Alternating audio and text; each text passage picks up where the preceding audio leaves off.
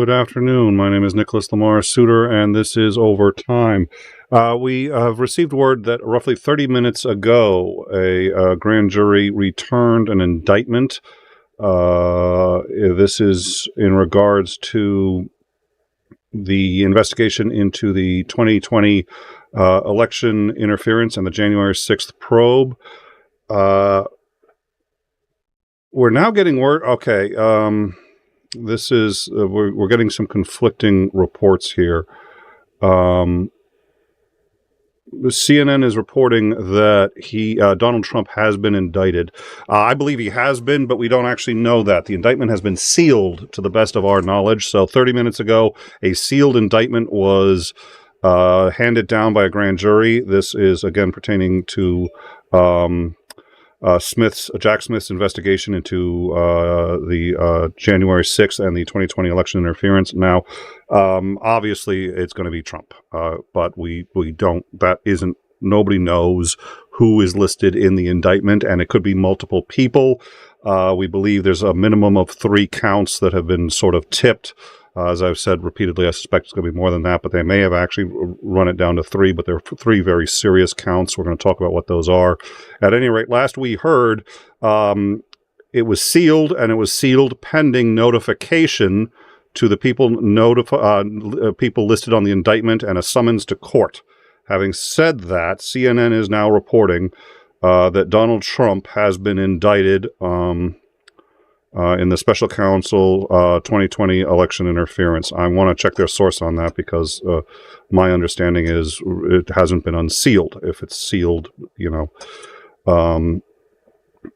so let me double check that. It would be great if it's been unsealed. It would be great if we know. All right. Okay. At this point, we believe it is 4 counts.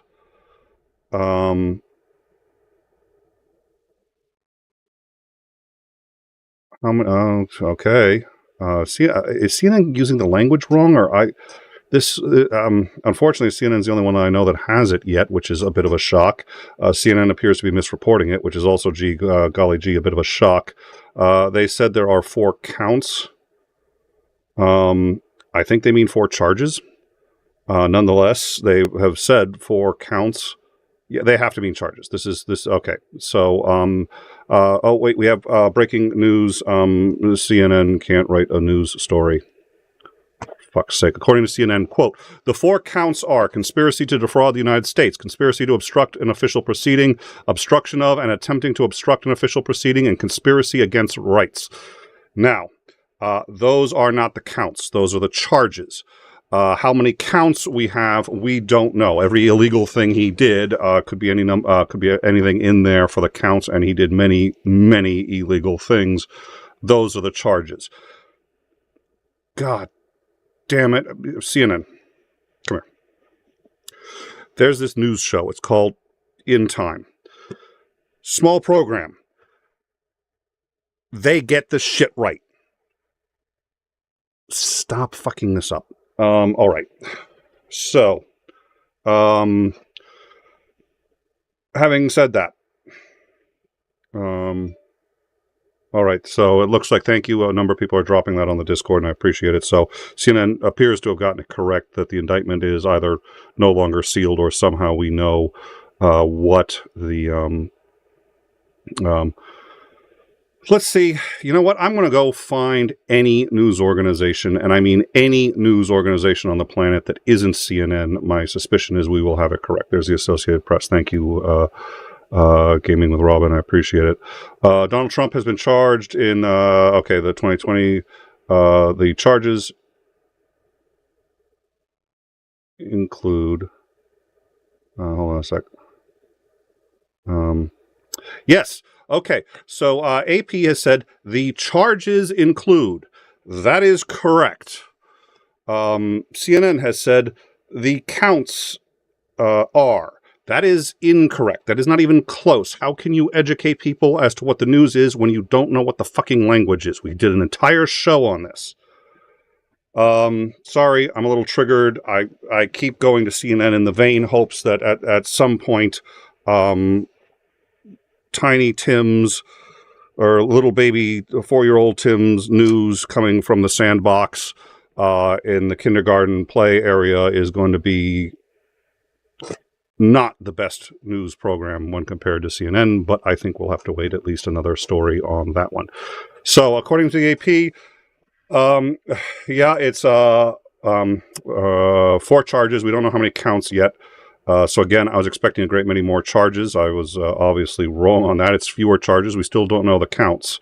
I was expecting a great many counts. We'll see, but the charges are extraordinarily serious. We're going to delve into what those charges mean in just a minute. We had a pretty good idea of what 3 of them were before today. So there's a 4th, but they're all extraordinarily serious. The other thing that has happened today, and let me just, because I want to get the names right. So also today, 2 former Trump associates, let me see if I can get their names. All right, I don't have their names handy. These are, oh, here they are. 2 former, thank you, Dorito, appreciate it. 2 former Republicans in Michigan, and we've talked a lot about Michigan. That was essentially the central hub of where at least they were caught. The fake electors were caught. Michigan has been reasonably aggressive in this and have intimated that they will be even more aggressive if the federal government does not take charge. They believe that federal government should, because this crosses state lines. They are completely correct. They're not trying to dodge the work here, although Michigan has admitted, and they're quite correct, that they also don't want to do it because it would look like prosecuting a rival, since the Michigan Attorney General is a Democrat, and one of the people who is being indicted is the Republican candidate for that same office. So, yes, the federal government should be doing it, and we'll see if they're really doing their due diligence. It may or may not. Michigan has said they will prosecute anyway. I hope they will. They're absolutely correct that they have to one way or another. At any rate, Matthew DePinero, a former GOP candidate for Attorney General, and also endorsed by Trump, and it looks like we don't have the name of the second one, but that's the biggie anyway, because he was the former GOP candidate for Attorney General. He has now also been indicted. It's a separate indictment that also came down today in Michigan. So Michigan has gone after 2 people for interfering in the 2020 election. This actually isn't even the fake electors. This is them trying to hack into and then steal electronic voting devices. 2 men, including the former Republican candidate for Attorney General in Michigan, have been indicted today. They will also undoubtedly be indicted because they were at one of them, at least Matthew DePinero, was at the center of the fake electors scheme. We believe he's already testified and he's been cooperating, was my understanding.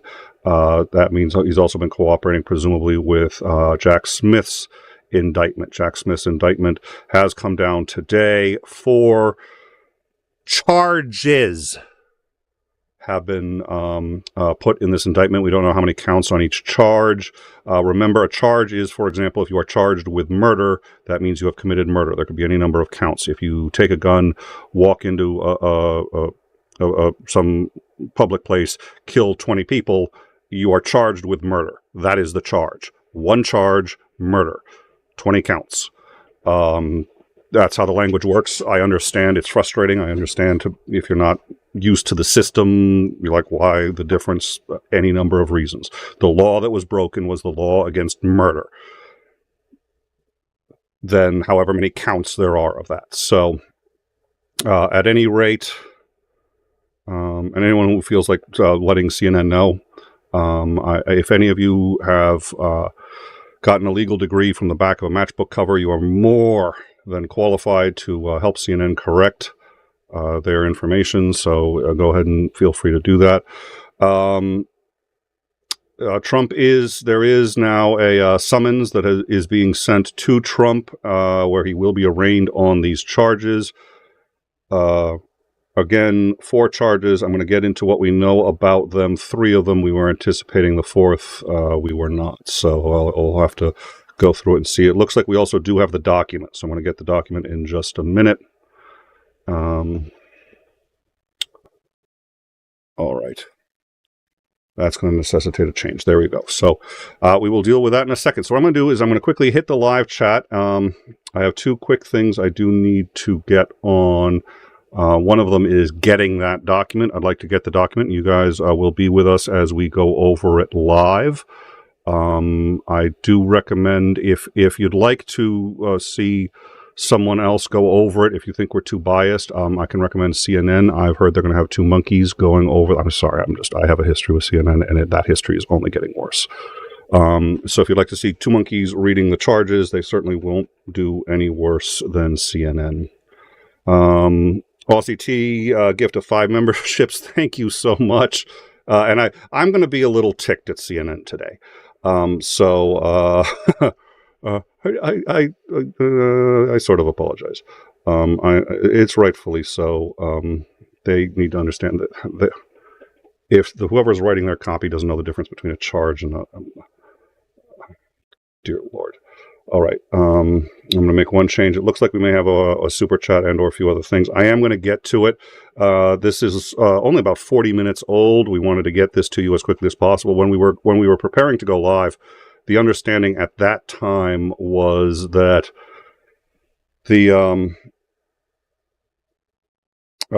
indictment was sealed and would not be unsealed. So we honestly did not know. We thought this was actually going to be a short. I was expecting like 10 minutes in. Look, we all know what it is, but it's sealed. So, we can't say anything until, but it's been unsealed. Either it's been unsealed or somehow it is now public what it is. So, we're going to, yeah. All right. There we go. All right, so that's it. So we've got Trump has been indicted. 2 other people have been indicted in Michigan all today, and I am now in the process of. Okay, we're going to collate a couple of different news sources. A number of you have been getting that to me, which I sincerely appreciate. What I'm going to do now is I'm going to go over the. Now, this is a cold read of the document. This is my first time hearing it.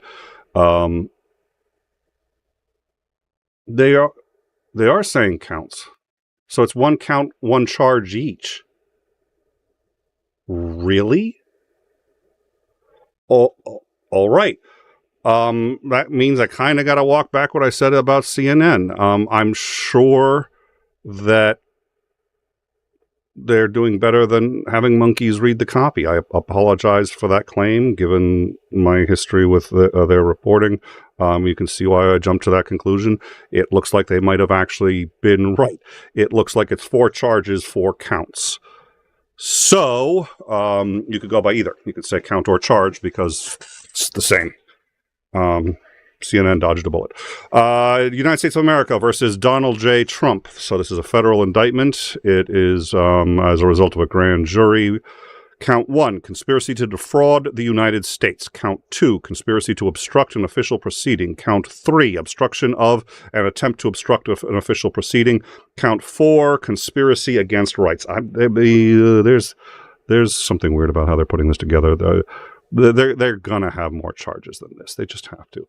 All right. So, what we're going to do is go over here. They're saying that Donald J. Trump, who was the 45th president of the United States, lost the election, but was determined to stay in power. So for more than 2 months after Election Day on November 3rd, 2020, he spread lies that there had been outcome-determinative fraud in the election and that he had actually won. These lies were false, and the defendant knew they were false. He does have a right to speak publicly about the election and to even claim falsely that there had been fraud during the election. He's also entitled to formally challenge the results of the election through lawful and appropriate means. Indeed, in many cases, he did pursue the legal methods of contesting the results.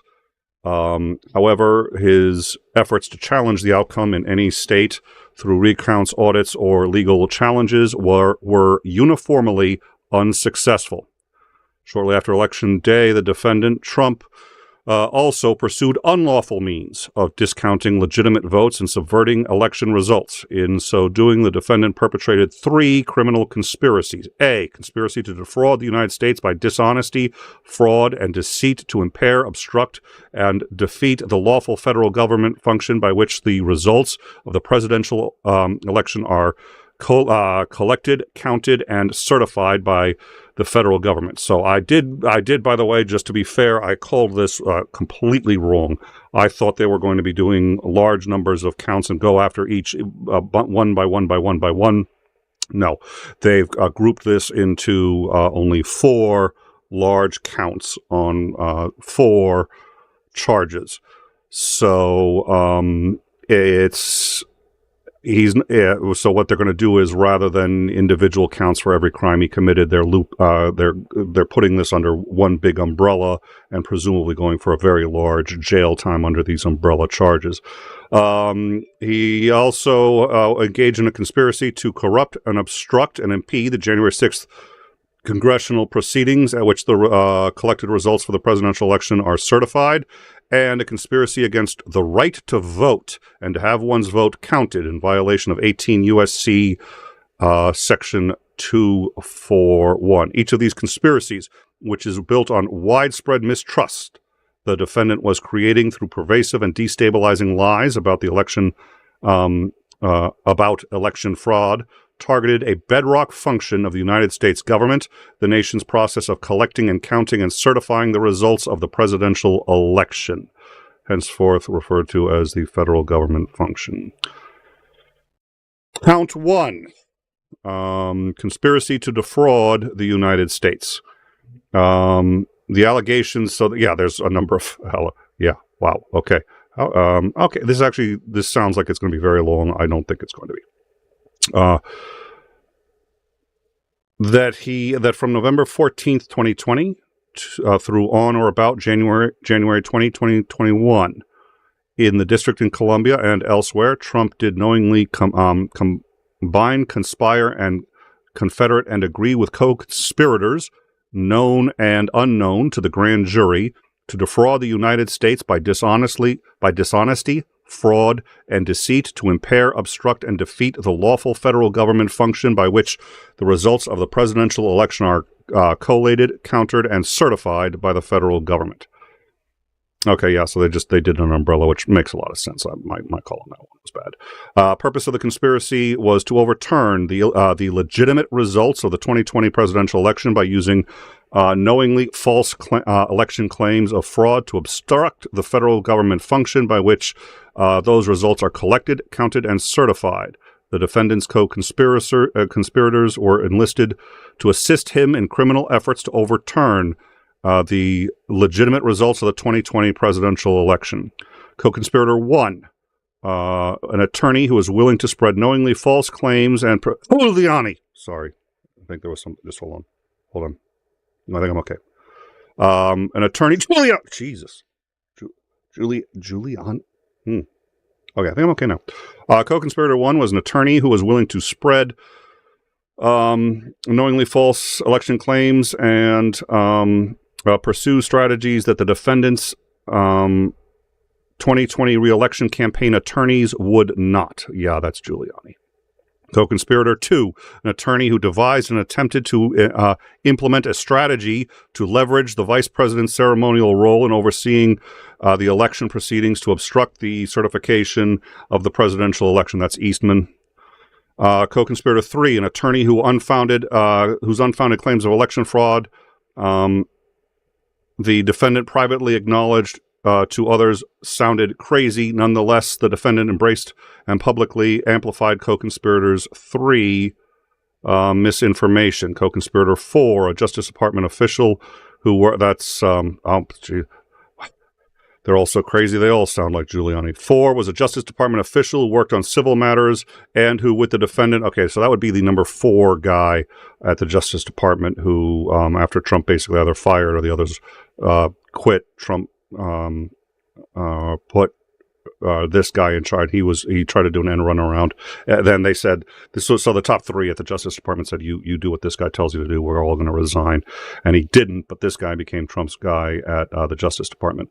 So co-conspirator 4, a Justice Department official, I've forgotten his name, but who worked on civil matters and with the defendant tried to use the Justice Department to open. So okay, so these are all co-conspirators. So they're not listed on the indictment, so there are no charges. But if they're co-conspirators, that means they're being charged.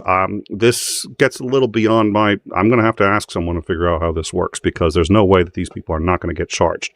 If what they're doing is legal, then they're not co-conspirators. So they're not co-defendants, but they're, this is saying they're guilty too. So, co-conspirator 5, an attorney who assisted in devising and attempting to implement a plan to submit fraudulent slates of presidential electors to obstruct the certification process. That kind of sounds like Giuliani too. Co-conspirator 6, a political consultant who helped implement the plan to submit fraudulent slates of electors to obstruct the certification process. If you were a good friend of Trump's around this time, there's a decent chance you've just been listed in this indictment. The federal government function by which the results of the election for president of the United States are collected, counted, surveyed. The Constitution provides that individuals called electors will select. Yes, we know this. I'm going to skip most of this. This is a 45-page document, but a lot of it we can skip. We'll put it up on our Discord. We will put it up on the In Time website. You'll be able to see it there. It's actually already up on the Discord, thanks to a couple of you who did that, so I really appreciate it. The defendant and co-conspirators organized fraudulent slates of electors in 7 targeted states. Oh, he's going after the whole thing. Okay, so he's doing what he should have done. He's going after all of it. Arizona, Georgia, Michigan, Nevada, New Mexico, Pennsylvania, and Wisconsin. He's going after all of the fraudulent states' electors. That means he's going to have to end up indicting all of the people involved in that, or they're going to get indicted in the states. As I said before, 2 people have already been indicted in Michigan, including the Republican nominee for Attorney General. He's been indicted, but this was with a separate thing that those clowns did, trying to hack a voting machine. They said just to get voting data, yada, yada, yada. Then at some point somebody said, well, the data was obviously faulty, so should they change it? I don't think they ever did change it. But if you're hacking and getting the data illegally, it doesn't matter what your fucking intentions are. Guy gets caught breaking into a house with his hands in the cookie jar, is just like, sorry, am I in the wrong house? I was a hired cleaner and I'm just coming in to clean this place. This was an innocent mistake. No, your intentions don't matter. So we'll see. So he's going after the entire electoral, that whole process.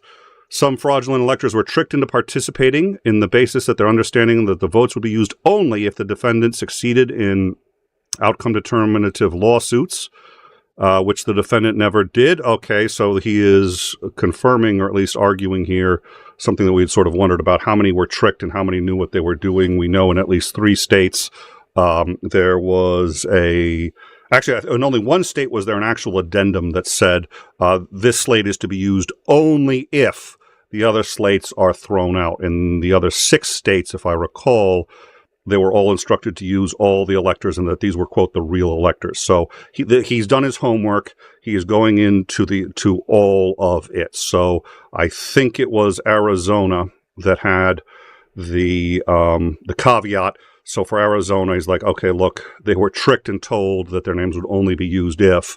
So actually, while it was sort of, quote, an attempt to make it easier and safer and more legal, which is one of the reasons the Arizona people put it on, like, well, no, we're not the real electors, just use us if. The problem is now that's another lie that they're going to be in trouble with. So that's going to be cute. The people who signed it are probably going to be okay. The people who made the document are going to be in even more trouble. The defendant and co-conspirators. Okay, so this answers a big question. We've been asking ourselves, how much was Trump really involved with the electors? We know Giuliani was. We had people who had admitted that they got their marching orders from Giuliani, and the reports of conversations that Giuliani had with the leaders of this, in particular in Michigan, intimated it was very clear they were getting it from Giuliani.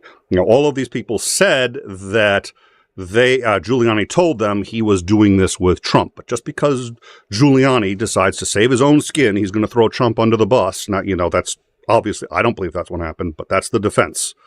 That's what they're going to say. He's got to have something more. Now, we do know that he has deposed Giuliani.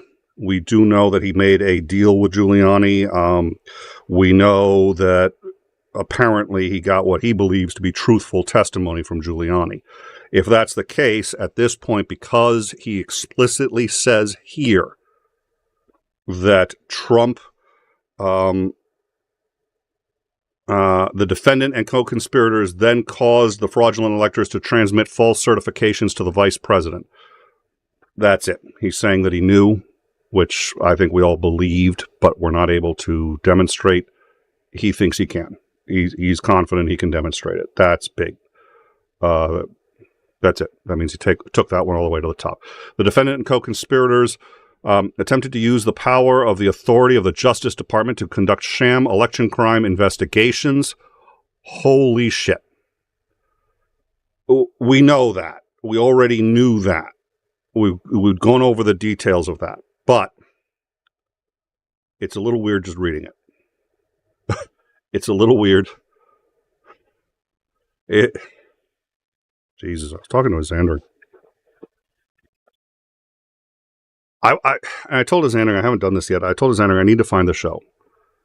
I remember when the Eastman document first came out, and not a lot of people were talking about it because it was so ludicrous. It was a blueprint for how to overturn the election. It was the lawyer Eastman, who is now one of the co-conspirators in this, and we covered it. And I admit, even at the time, I was like, okay, yeah, they're probably going to have to try to do this, but they're not really going to get very far. And then all of this happened. And I remember asking myself, is this going to be one of those situations where 2 years from now, we're going to be sitting there going, holy shit, they did it. And here we are. And they had a plan. They had a plan going back 2 years, and it's a little weird to see it finally acknowledged in an indictment. Okay. What he's saying here is that they used the Justice Department to, they tried to get the Justice Department to send illegal letters to targeted states, falsely claiming that the Justice Department had identified significant concerns that could have changed the outcome. So he's saying that he called up the Justice Department and said, you guys tell these states, and we heard that. We heard those, and he got pushed back and said, no. And he's just like, you do what you're told. Let's see. Falsely claimed that the Justice Department had identified concerns. Also letters that sought advice from the defendant's fraudulent elector plan and tried to implement that using the Justice Authorities Department to falsely prevent fraudulent electors as a valid alternative to the legitimate electors, and urged on behalf of the Justice Department to target states' legislators to convene and create an opportunity to choose the fraudulent electors over the illegitimate. That is an absolutely staggering claim. And again, we've all sort of believed it. Anyone who's been following this, it's hard to imagine that anything else other than this happened, but we didn't have it all connected. What he is saying is that Trump put pressure on his Justice Department to overturn the election by having them tell the states that their electors were bad and that they needed to convene to choose a new set of electors, specifically that Trump had given. That's actually a step further than we knew. I knew he had done something sort of like this, but what they're saying is he targeted each of the states. We knew that there were individual letters from some members of the executive branch, high-level members of the executive branch, saying, okay, state, whatever, they did this in Nevada, they did this in at least 2 other states. Your electors are bad, you need to, and the states just ignored it. But it looks like he was trying to get the Justice Department to do it officially. It wasn't just individuals on his behalf. That's staggering. And we're going to have to do a rundown on all. There's no way I'm going to remember this, but we'll see what we can do here. He also attempted to enlist the vice president to use his ceremonial role at the January 6th certification proceeding to fraudulently alter the election results, first using fake claims of election fraud. He attempted to convince the vice president to use the fraudulent electors and reject the legitimate electoral votes, or to send the legitimate electoral votes back to the states for review, which would trigger what he was doing with the Justice Department. So if Mike Pence did the semi-right thing and just said, no, send them back until we clear this up, then Trump brings in the Justice Department. So this shows backup plans to his plans. All right. Thank you, 𝐍𝐢𝐜𝐜𝐸. I will get to that in a minute. We have a statement from Trump. I'll get to that in a minute. When that failed, the morning of January 6th, the defendant and co-conspirators repeated knowingly false claims of election fraud gathered by supporters, falsely told them that the vice president had the authority to and might alter the election results, and directed them to the Capitol to obstruct the certification process and exert pressure on the vice president to take the fraudulent actions he had previously refused. After it became clear that the vice president would not fraudulently alter the election results, a large and angry cloud, many individuals of whom the defendant had deceived into blaming Mike Pence, violently attacked the Capitol, halting the proceeding. As this violence ensued, the defendant and co-conspirators exploited the disruption by redoubling efforts to levy false claims of election fraud and convince members of Congress to further delay the certification. Oh my God, this is... okay. I want to take a breath for a second. I've read a lot of history, and you read staggering things like this. This is the boiling frog scenario. We've been learning all of this in drips and drabs to see it all coalesce here and to see the severity of what he is arguing. He is unambiguously saying that the former president of the United States tried to overthrow the government. No hyperbole. No, he is saying that he had multiple plans to illegally overturn the election. He highlights each illegal element, why they were illegal, and the backups he had for all of them. This is, in some ways in the U.S., the nightmare scenario. This was the thing that isn't supposed to happen here. The reason it happened here is simple. We've gotten too comfortable in our position as the greatest country in the world, or whatever it is we call ourselves or think we are, or whatever. We're certainly the most powerful. And we have believed that we are there not as a result of hard work, which, believe me, our forefathers did, but by birthright. And as we had talked with Commander Lance McMillan, that's what people think right before the collapse of a country or empire. All right. Let's go to his, I will get back to reading this in a minute, and then again, we're going to try to put this into some sort of cogent rundown. Statement from Donald J. Trump. Actually, it's a statement from the Trump campaign. This is nothing more than the latest corrupt chapter in the continued pathetic attempts by the Biden crime family and their weaponized Department of Justice. Every accusation from the Trump campaign is an admission.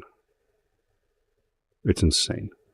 To interfere with the 2024 presidential election, in which President Trump is the undisputed forerunner and leading by substantial margins. I'm sorry. I get hung up when people try to use the Oxford comma in a really bizarre way. Yeah, okay, that's English. What can you do?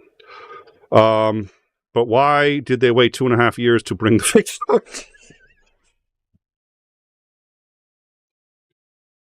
Because you lied to them at every turn of their investigation. If you told them everything you did from the beginning, these charges would have been brought 2 years ago. When you lie, investigators have to do something, because you see, here's this thing, we try not to convict innocent people, so they have to do this thing called investigating. Be thankful it takes 2 years instead of Pinochet, Ceausescu, or Donald J. Trump just saying, I think you're guilty. yes, he belongs in that category. Not because he was that bad. He was never that bad, but he would have been.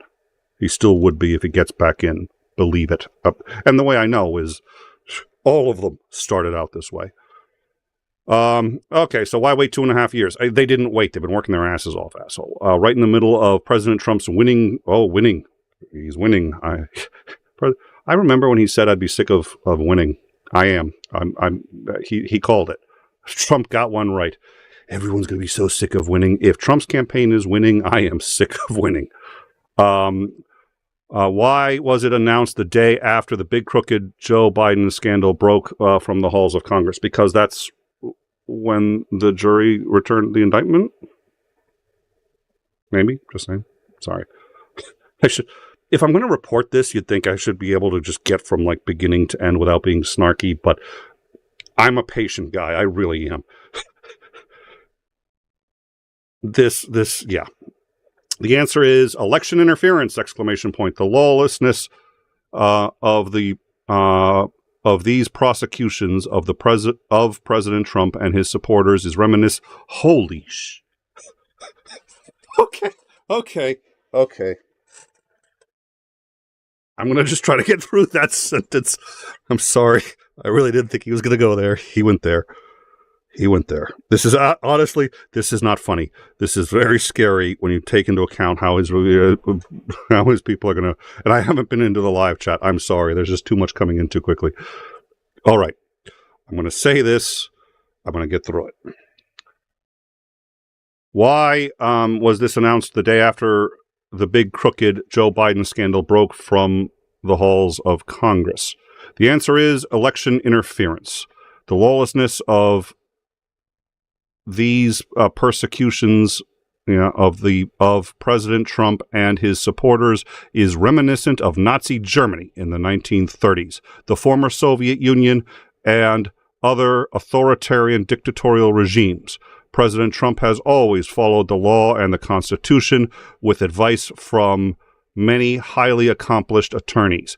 These un-American witch hunts witch hunts are uniquely American. Have you heard of Salem? Have you heard of McCarthy? Give me a break. And President Trump will be reelected to the White House so he can save our country from the abuse, incompetence, and corruption that is running through the veins of our country at levels never seen before. 3 years ago, we had strong borders, energy independence, no inflation, and a great economy. Today, we are a nation in decline. President Trump will not be deterred by disgraceful and unprecedented political targeting. That is the statement of Donald J. Trump comparing his persecution, so-called, to Nazi Germany, 1930s. Let's get back to the indictment. Let's see. Once it became aware, the defendant and his co-conspirators again made knowingly false claims about substantial fraud, claiming falsely that there had been large numbers of dead, non-resident, non-citizen, or otherwise illegible voters who had cast votes, or that the voting machines had been changed for the defendant to Biden. These claims were false, and the defendant knew they were false. In fact, the defendant was notified repeatedly that his claims were untrue, often by people on whom he relied for candid advice on important matters, who were best positioned to know the facts, and he deliberately disregarded the truth. For instance, the vice president, who personally stood to gain by remaining in office, told the defendant that there was no evidence of fraud that would have changed the outcome of the election. The senior leaders of the Justice Department, appointed by the defendant himself and responsible for investigating credible allegations of election crimes, told the defendant on multiple occasions the allegations of fraud were unsupported. The Director of National Intelligence, the defendant's principal advisor on intelligence matter, disabused the defendant of the notion that the intelligence community findings regarding foreign interference had changed the outcome of the election. The Department of Homeland Security, Cybersecurity and Infrastructure, whose existence the defendant signed into law, issued a multi-agency statement saying there was no evidence of any voting system had been compromised in the 2020 election, declaring that it was, quote, the most secure election in history. Days later, after the CISA director, whom the defendant himself appointed, announced publicly that the election security experts agreed that there was no fraud, the defendant fired him.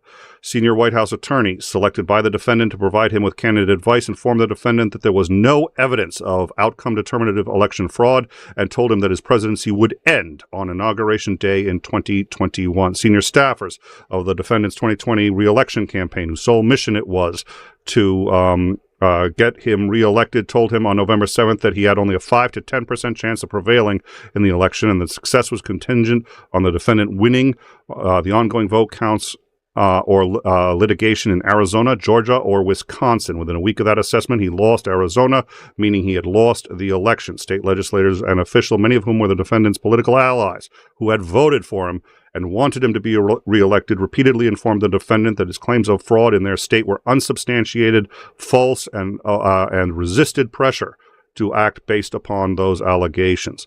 State and federal courts, neutral arbiters responsible for ensuring a fair and even-handed administration of election laws, rejected every outcome-determinative post-election lawsuit filed by the defendant, his co-conspirators, and his allies, providing the defendant real-time notice that his allegations were meritless.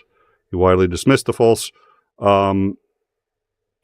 widely disseminated false election claim. Defendant knowingly. The defendant's knowingly false statements were integral to his criminal plans to defeat the federal government function. Now, he described the federal government function in this case essentially as the election, elements of the election. So to defeat the legal election, obstruct the certification, interfere with others' rights to vote, and have their votes counted. He knowingly made false claims, including made immediately before the attack on the Capitol. He insinuated that there were more than 10,000 dead voters in Georgia. Just 4 days earlier, Georgia's Secretary of State had explained to the defendant that this was not true. The defendant asserted that there had been 205,000 more votes than voters in Pennsylvania. The defendant's acting attorney general and acting deputy attorney general explained to him that these were false. The defendant said that there had been a suspicion of a vote dump in Detroit, Michigan. The defendant's attorney general explained to him that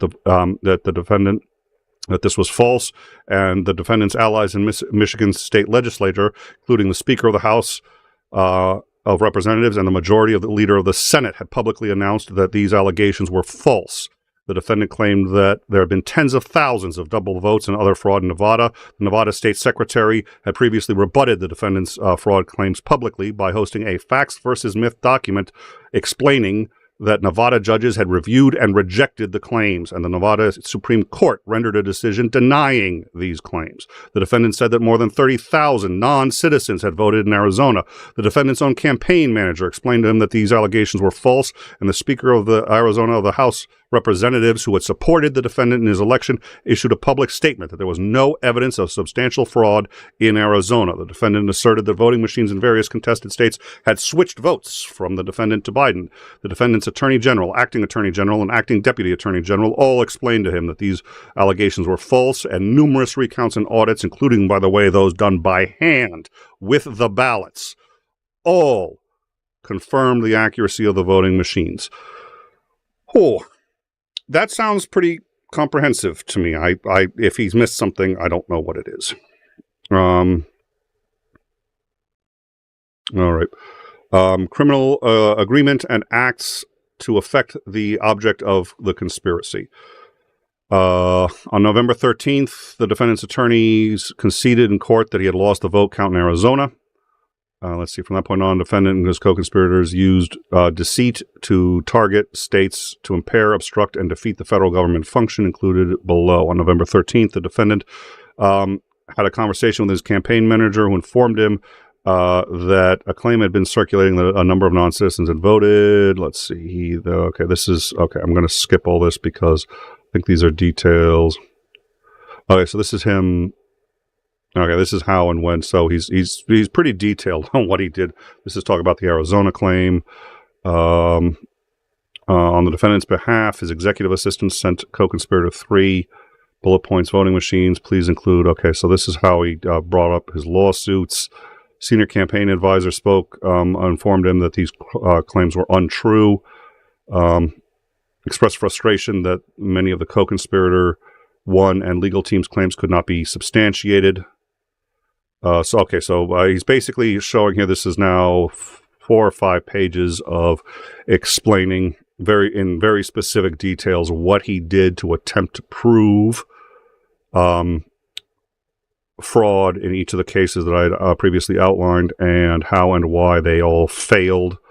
In a phone call, he spoke with acting attorney and acting deputy attorney general. During that call, he again pressed unfounded claims. Top 2 Justice Department officials rebutted it and said that the Justice Department had reviewed the videotape. This was from State Farm Arena, and interviewed the witnesses and not identified any suspicious conduct. We've covered that one. That was actually a tragic fucking story because a lot of people had their lives destroyed because he lied about this shit. On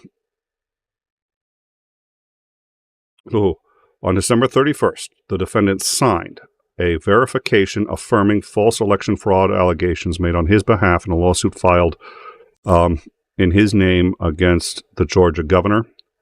So if Georgia wants to get him for that, they can. A lot of people have their hands full. The defendant claimed thousands of out-of-state ballots. Okay, this is more of those claims. On November 5th, the defendant claimed that there had been multiple suspicious vote dumps. Okay, they discuss how and why that's not true.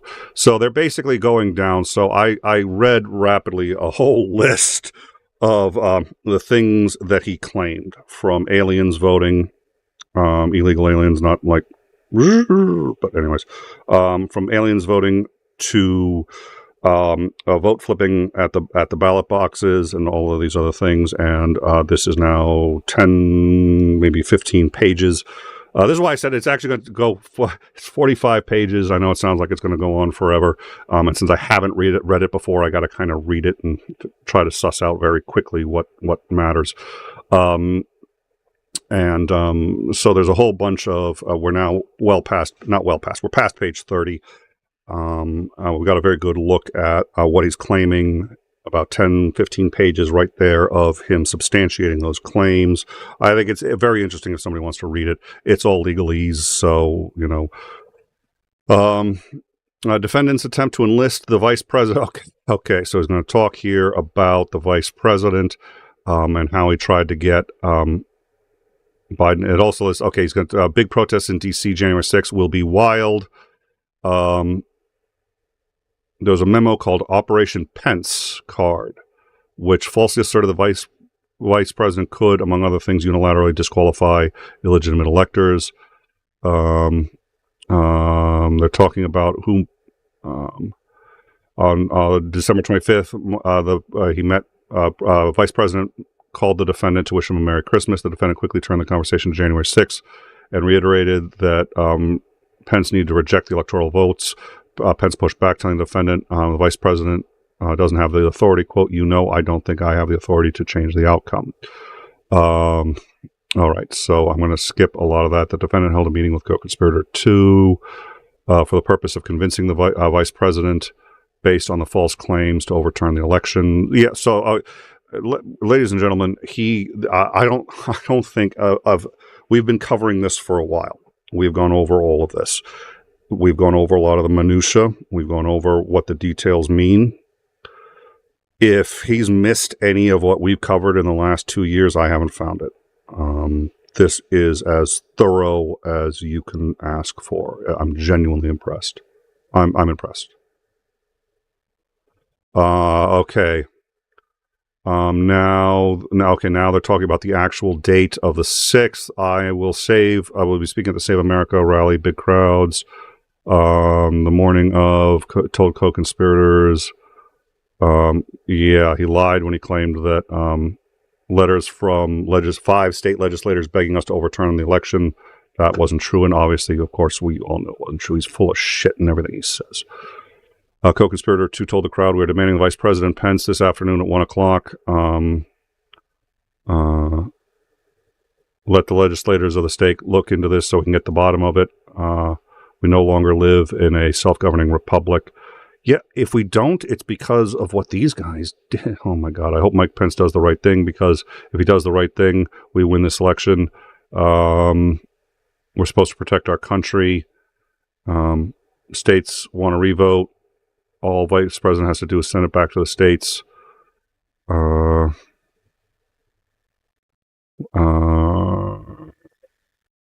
Let's see. When you catch somebody in fraud, you're not allowed. You're allowed to go by very different rules. Yeah, we know what his rules are. All right. Okay. Wow. And okay, another couple pages of blow by blow what Trump did at every stage of the violence, how the mob reacted, how the co-conspirators reacted, how they attempted to get.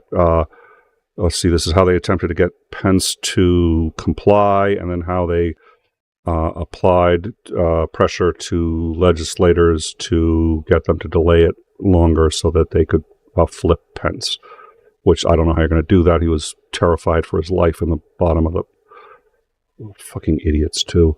All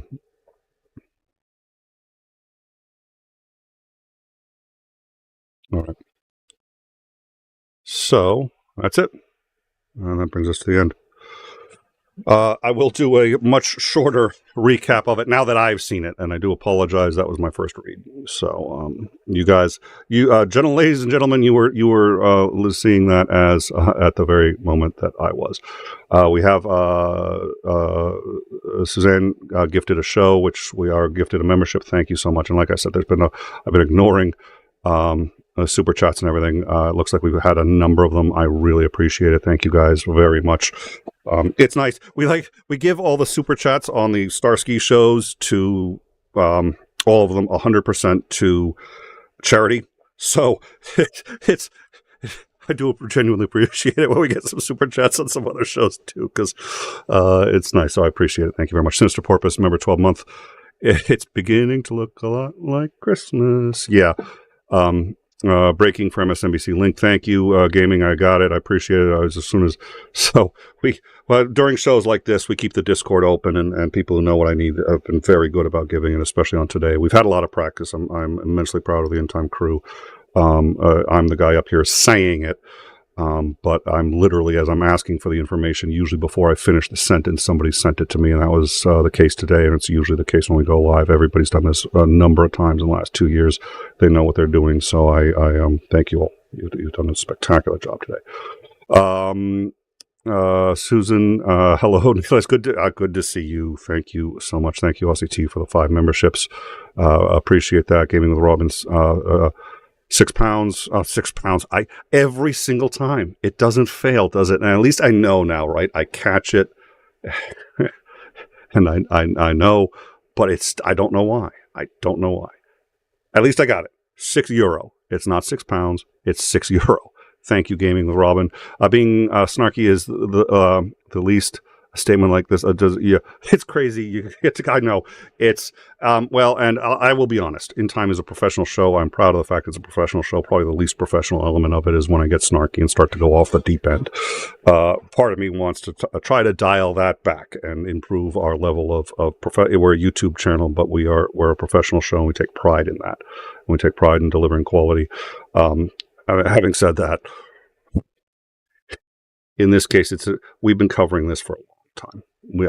From the day we realized that Trump had a shot to now.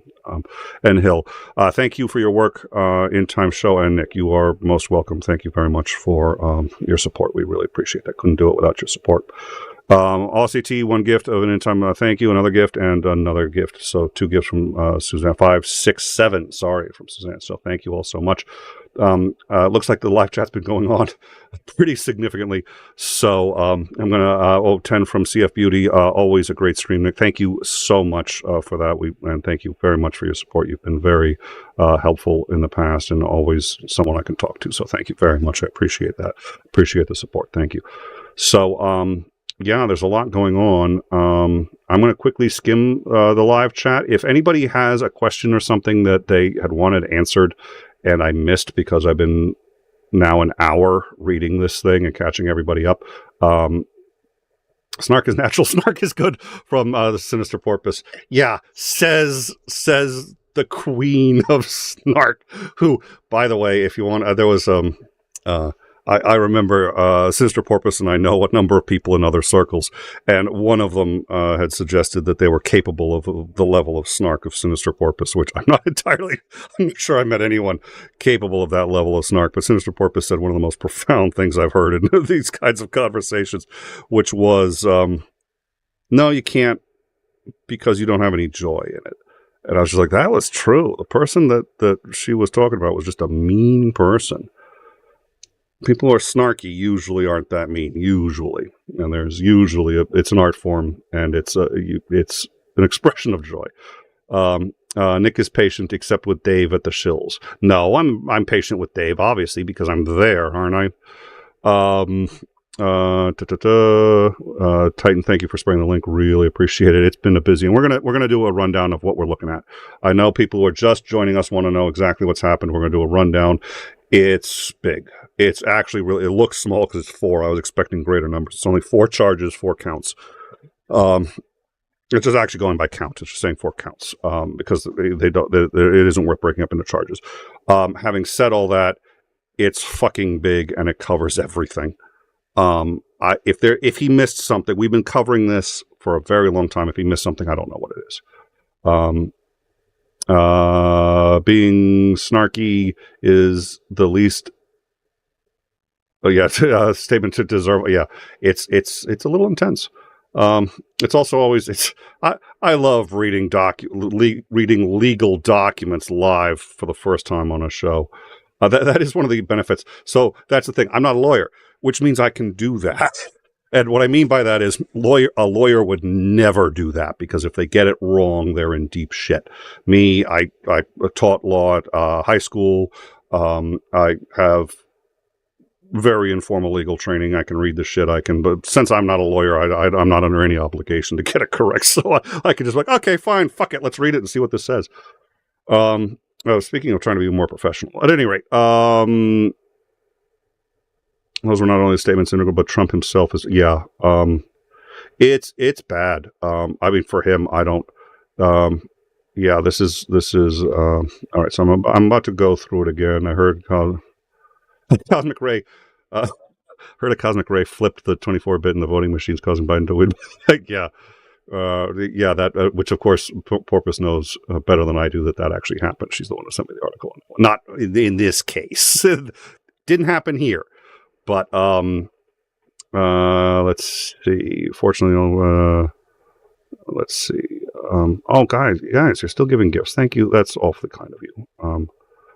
Hit the like, it calms down Nick. Yeah, don't. There are people who are just like, I love watching Nick get all worked up. Hit the like, it gets me even more worked up. I was like, yeah, let's get him. You know, all right. Thank you all very much, and you've all been very supportive, and I genuinely appreciate it. I was having a conversation with someone earlier. This channel could easily have been much bigger, much faster if we decided to do less of a thorough job in investigating and making sure we know what we're talking about. Instead, we slow down, we try to get what we're doing right, and we don't try to sensationalize too much, and we try to be as accurate as possible, and we're very proud of that. So your support really does help us out. Do you think Trump will go down? Yes, he will. I've got no real doubt in my mind. I don't see how he survives this anyway. All right, so let's talk about what has happened today. We'll start with the smallest part. 2 men in Michigan were indicted today. They were 2 Republican men. The biggie was Matthew DiPanero, which those of you may remember.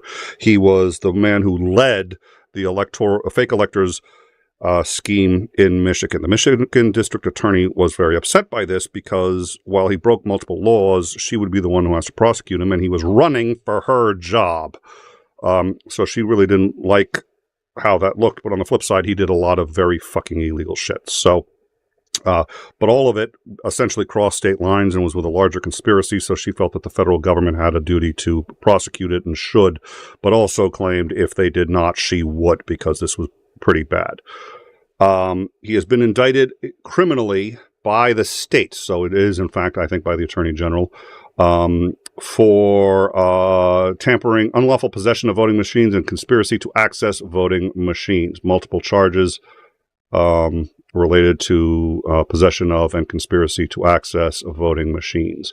So that's not the electors. they're still probably going to go at him for that if he doesn't get hit by this indictment. So those two indictments dropped in Michigan today. The other indictment that dropped, and it was interesting getting to it. When it first dropped, we were told it was sealed and they hadn't revealed the name of the person and or persons indicted. We now know at least one of them, Donald J. Trump, 4 counts for, let's see, okay.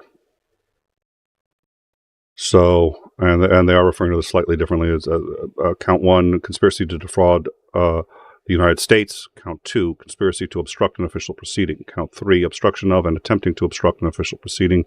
Count 4, conspiracy against rights. Count 1.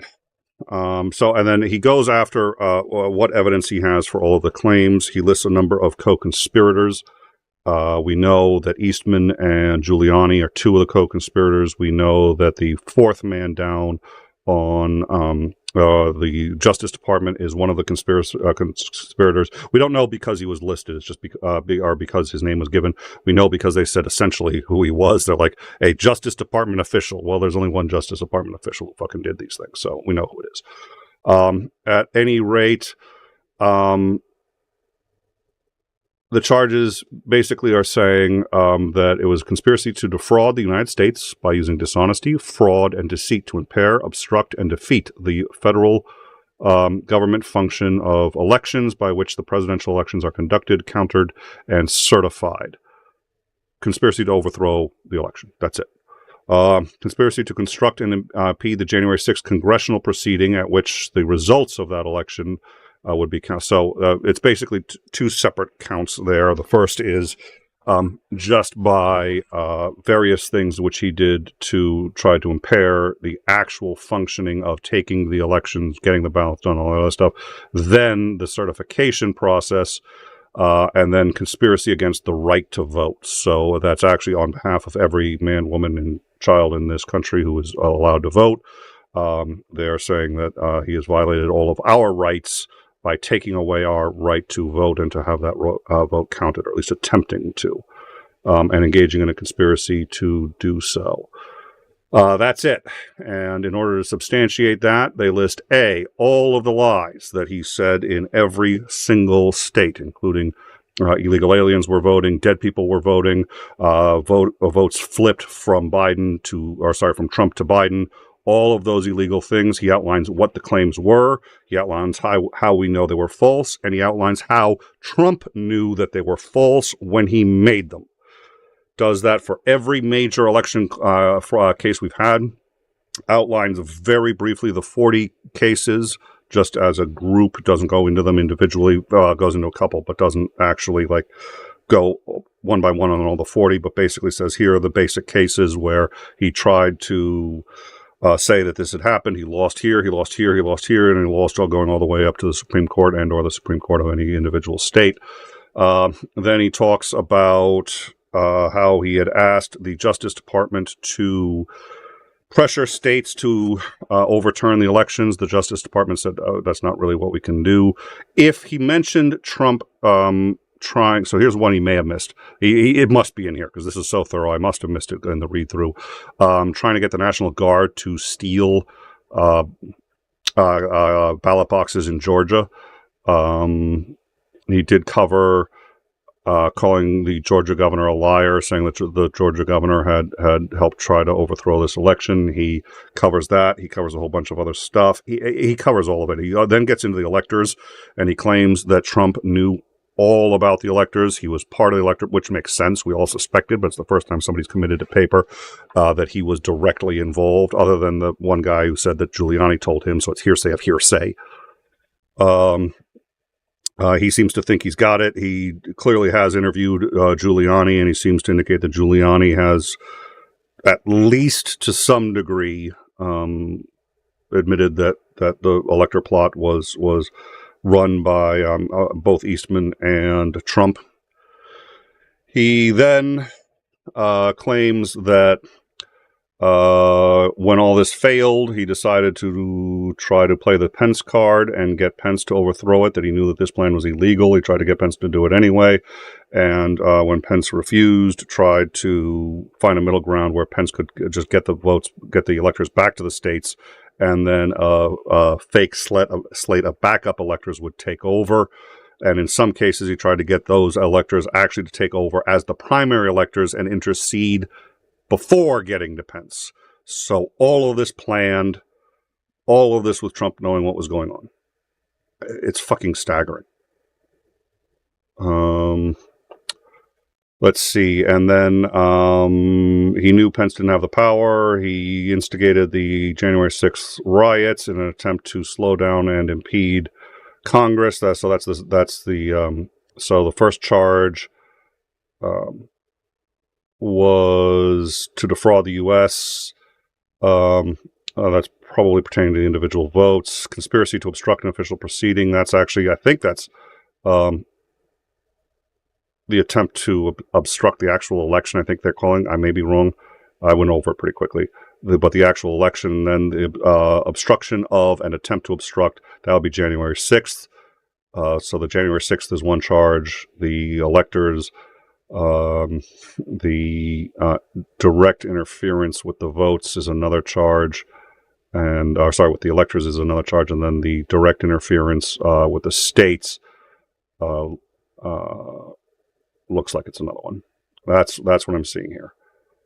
It's huge. It's, this is, keep in mind, to the best of my knowledge, we haven't had a president of the United States after office being charged with jaywalking. This is 4 counts of, from what I can tell, essentially conspiracy, attempt to overthrow the U.S. government by changing the outcome of an election in his favor. I didn't see any pulled punches. I think this was well done. All right. So I'm going to take a last minute to catch up any questions. And then I'm sure there's going to be more discussion of this. I am going to be absolutely stunned if, having read this, someone isn't going to... if the New York Times doesn't put this on page 1, this is huge. This is now the fourth indictment. Is this the third or the fourth? First was the... second, no, this is the third. Yeah, it's the third indictment, right? I think it's the third indictment now that Trump is facing, and we believe, thank you, third, yep, we believe he is going to have a fourth. We believe Georgia will come at any time. We've heard Georgia say that they are now prepared to move forward. The grand jury in Georgia did not return an indictment. They don't do it that way in Georgia. The grand jury returned a recommendation of an indictment, which is how they do it. The grand jury doesn't return the indictment. So it looks like they've just been writing it, and our understanding is that Georgia is ready to indict. So I'd be a little surprised if it wasn't this week. I'd be very surprised if it wasn't within the next 2 weeks.